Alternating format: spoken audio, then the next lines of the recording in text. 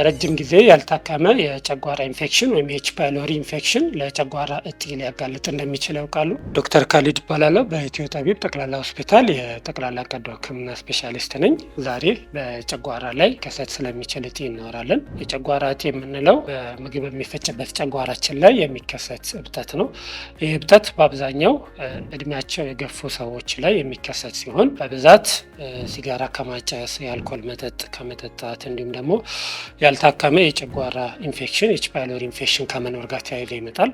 አልፎ አልፎ እድሜያቸው ወጣት በሆኑ ሰዎችም ላይ ሊከሰት ይችላል። በአብዛኛው ይሄ ከዘረመል ጋር ተያይዞ የሚመጣ ችግር ነው።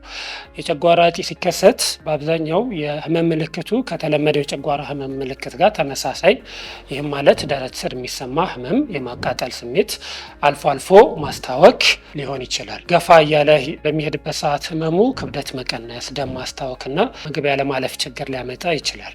ሰዎች የጨጓራ ህመም በሚኖራቸው ሰዓት ላይ አንድ ወይ ሁለት ዙር ከታከሙ በኋላ እንዲሁም ደግሞ ቅድም ያልናቸው የክብደት መቀነስ፣ ደም የማስመለስ፣ ምግብ በተደጋጋሚ ያለመፈጨት ሂደት ካጋጠማቸው ይሄ የጨጓራ እጢ ምልክት ሊሆን ስለሚችል አቅራቢያ ያለ የጤና ባለሙያ ጋር ሄዶ መታየት ያስፈልጋል።